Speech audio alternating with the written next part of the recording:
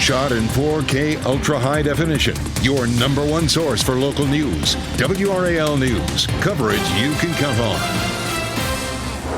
Tracking some severe storms back to the west. You can see this cold front and the potential for severe weather. I'll show you what time it arrives here. And breaking news, Israel has carried out a strike against Iran. What we know about the attack that threatens to escalate tensions in the Middle East. The Durham Fire Department responded to a fire at this home early Friday morning. Coming up, I'll tell you how many people were inside the home. Also this morning, we have learned the full schedule for the first round of the Stanley Cup playoffs. We have the dates and times for all the games straight ahead this morning.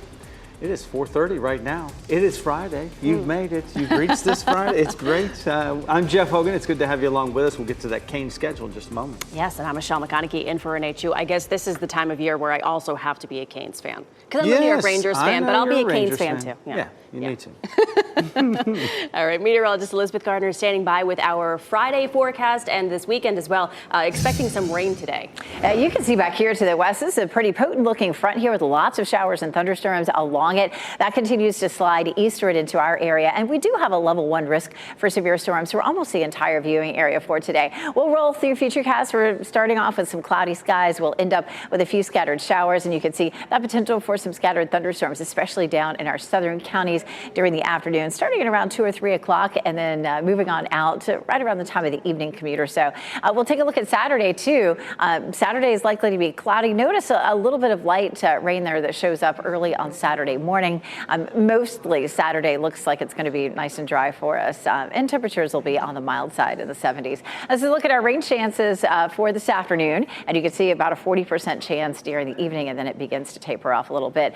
We are looking at that level 1 risk for severe storms across almost the entire viewing area. Our northeastern counties are not involved, but wind damage would be our biggest threat. It's nice and dry and quiet right now. It's clear it's mostly cloudy in Franklinton. Temperatures are in the mid 60s, so it's a mild start. We're looking at some 50s, Rocky Mount, South Hill, and Roxborough, 58 in Fayetteville, but 63 degrees in Clinton. Hour by hour, we'll be in the 50s and 60s this morning. We do have another warm afternoon in our forecast with highs in the low 80s, but there's some cooler air arriving by the end of the weekend. I'll show you coming up. Thanks, Elizabeth. We have breaking news we're following this morning in the Middle East, where Israel has carried out a strike in Iran. It's a move that threatens to further escalate the conflict in the Middle East. Iranian reports say 3 blasts were heard near a military base where fighter jets are kept. Iranian military leaders say their air defenses shot down 3 drones. Israel's allies, including the U.S., are calling for restraint. The U.S. did not greenlight an Israeli attack. Israel's military has not given a comment. That attack is seen as direct retaliation to Iran's massive attack on Israel Sunday. It fired more than 300 drones and missiles. Iran said it was in response to a deadly Israeli airstrike on a Syrian consulate that killed top military officials. We are waiting for comment from President Biden about this latest escalation. And back here at home, breaking news, nearly a dozen people are out of a home this morning. Nick Perlin is in the WRAL Breaking News Tracker and tells us they were all inside a house in Durham when it went up in flames. The Durham Fire Department successfully put out a fire at this home right here behind me. We're told 11 people were inside the home when the fire broke out. Now take a look at this video from the WRAL Breaking News Tracker. Firefighters tell us when they arrived here just after midnight, the side of the home was engulfed in flames. You can see that part of the home burnt up and major damage to the windows of the home. We're told 11 people were inside the home and all of them made it out okay. Firefighters on scene tell me the home has been used as a boarding house recently. Firefighters are still trying to learn what exactly caused this fire. Once they have that information, we'll be sure to update you. In Durham, Nick Perlin, WRAL News. A person is recovering this morning after being shot while walking near North Carolina Central University. Police say people in a passing vehicle shot the man about 9 o'clock last night while he was walking near Cecil Street and Fitzgerald Avenue. The man who was shot ran to a nearby home, and he was taken to the hospital and is expected to recover. We are working to find out if police have any other information on the shooter. Part of a state highway in Scotland County is still closed this morning after a boat and vehicle fire. Pretty dramatic stuff here, the state DOT said on Facebook. The boat caught on fire underneath this bridge over Highway 74 in Scotland County yesterday. No injuries were reported, but the road is still closed. State crews will have to inspect that bridge for safety before that part of I-74 can reopen. A 12-person jury plus an alternate has now been selected for the criminal trial, against former President Donald Trump. Today, Judge Merchan will aim to sit another 5 alternative jurors before the end of the day. Merchan did note that he may change the number of alternates needed if jury selection wraps up quick enough. Merchan says that he will hold what's called a Sandoval hearing this afternoon, where they will discuss what in Trump's legal history can be used if he chooses to testify. There are some new international flights launching at RDU in the coming months, including a nonstop Copa Airlines flight to Panama City. WRAL's Kelsey Coffey joins us live from RDU, and the CEO of Copa Airlines will be in the Triangle to speak at an event this morning with local business leaders. Good morning, Kelsey. Jeff, good morning. This summer, planes will be taking off from here at RDU to head to Panama City. And this morning, the CEO of Copa Airlines will talk to Raleigh business leaders about how they're going to make that happen. Travelers will be headed through Terminal 2 this summer to go to new destinations. Direct flights to Panama, Germany, and Mexico are coming to RDU this summer. Today, Copa Airlines CEO will talk about connecting the Triangle to Latin America. This comes as RDU keeps expanding. The airport saw a record-breaking number of spring break travelers this year, 1.2 billion. That's almost a 7% increase from last March. More than 150 people are expected to hear from Copa Airlines CEO today. That meeting is scheduled for 9 o'clock this morning. Kelsey Coffey, WRAL News, live at RDU. People in one Durham neighborhood are back in their homes this morning after a gas leak that forced them to evacuate the area. Andrew Avenue reopened just after 10 o'clock last night. Durham fire crews had the road closed for almost 8 hours because of a leak in a 30,000-gallon gas tank. Officials established a half-mile evacuation zone, and people who live within that area say they struggle to get to their loved ones. I tried to rush to get to my sister and my niece, and they would not let me go get my 3-year-old niece. They wouldn't let me drive down the road. They told me I had to walk if I wanted to go get her. So that's what I tried to do. Then got told by a firefighter that I shouldn't walk, and I still did because it's my little sister and my little niece. And we are working to learn what the cause of that leak was. And new this morning, we now know the full schedule for the first round of the Stanley Cup playoffs. The NHL released the dates and times for all the games around 1 o'clock this morning. We already knew that Game 1 for the Canes and New York Islanders would start at 5 o'clock at PNC Arena tomorrow. If you need tickets, the lowest price on Ticketmaster right now is $75. Game 2 will be Monday night at 7:30, also at PNC Arena. And the series will then shift to Long Island for Games 3 and 4. Those games will be next Thursday at 7:30. And next Saturday afternoon at 2 o'clock. And if Game 5 is necessary, it'll be Tuesday, April 30th in Raleigh. Game 6 would be in New York on Thursday, May 2nd. And if the series go to that 7th game, it would be Saturday, May 4th at PNC Arena. Durham Schools employees say a plan to increase their pay in the coming school year is a step toward making things right. They rallied outside Thursday night's school board meeting. It was the latest demonstration in a months-long dispute with the school over their pay. Now, last year, classified staff members in Durham Schools got raises but had to give them up because of a budgeting error.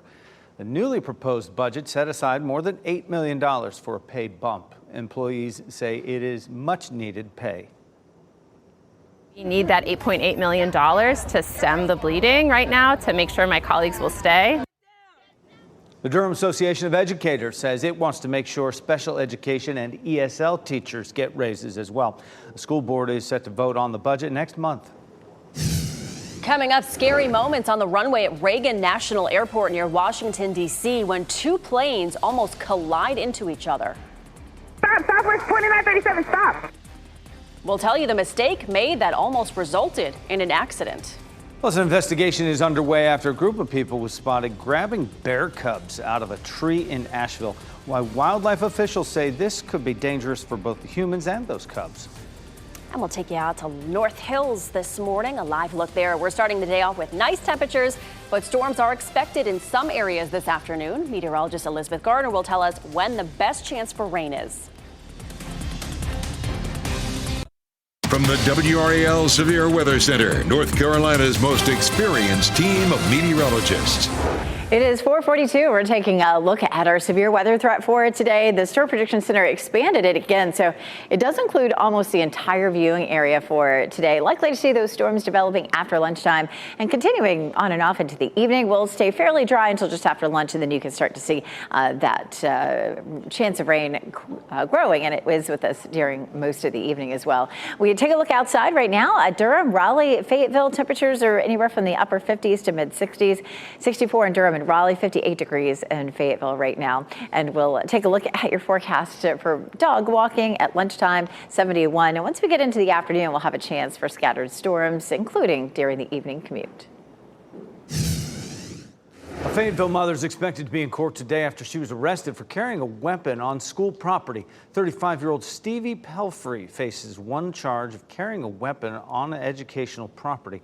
She was arrested yesterday after a Hope Mills Middle School resource officer saw her with a handgun during a baseball game. She was released on $2,500 bond. A Maryland teenager is in custody for allegedly threatening a mass shooting at a high school. Police say 18-year-old Alex Ye wrote a 129-page manifesto that described a school shooting. He claims that it was a fictional story, but police say they got a tip from someone who said they knew Ye from their time together at a psychiatric facility. Officers say that he owns a BB gun, but no other weapons were found. Authorities say his internet searches included gun ranges near me and searches about recent school shootings. He has been charged with threat of mass violence and is being held without bond. There's another close call on an airport runway. The FAA is investigating a near collision between two jets at Washington's Reagan National Airport. Two planes were on an apparent collision course Thursday after being cleared onto the same runway. Audio recordings reveal air traffic controllers shouting for a Southwest Airlines flight to stop as it began taxiing right in front of a JetBlue plane. Stop, Southwest 2937, stop. A source tells NBC News the planes came within about 1,000 feet of each other. That's a close call in those terms. It comes the day before a 4-day hiring period to try to address a severe staffing shortage among air traffic controllers. Over 100 people were arrested, including Republican Representative Ilhan Omar's daughter, after protesters set up an encampment at New York's Columbia University in support of Gaza. The demonstrators occupied the space on the university's south lawn for 30 hours. Columbia asked the NYPD for help and said the students had been suspended and were refusing to leave. Tensions over free speech have erupted on some college campuses since the war between Hamas and Israel started in October. The Smithsonian Museum of American History will reopen today in Washington after a bomb threat last night. Officials say the threat came in just minutes before closing time. Local law enforcement fully secured that building before clearing it for staff to re-enter. The U.S. Park Police and D.C. Metropolitan Police are investigating the threat.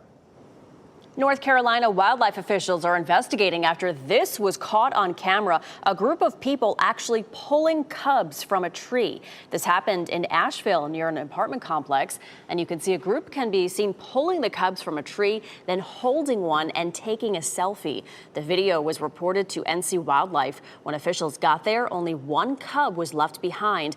And wildlife officials did end up confronting this group.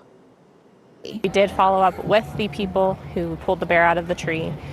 We did confront them on site that day. We let them know how irresponsible and potentially deadly it could be for that cub to be separated from its mom. Yeah, the cub left behind was not harmed and is now in a rehab facility. Charges have yet to be filed. Johnston County has seen a huge increase in biopharma jobs over the last several years. Today, Grifols celebrated the 50th anniversary of its Clayton plant. The facility originally started developing medicine in 1974.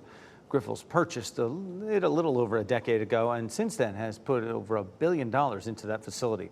Clayton's mayor says the company also has a commitment to quality of life in the area and the development of its workforce. It's so important for our young people today to understand they can have a career in biopharmaceutical, that everyone doesn't have to attend a 4-year university. There's so much opportunity right here in your own backyard. Good morning. Nacho Abia is the CEO of Grifols. He says the plan is to continue to invest to eventually double what they can produce from the Clayton facility.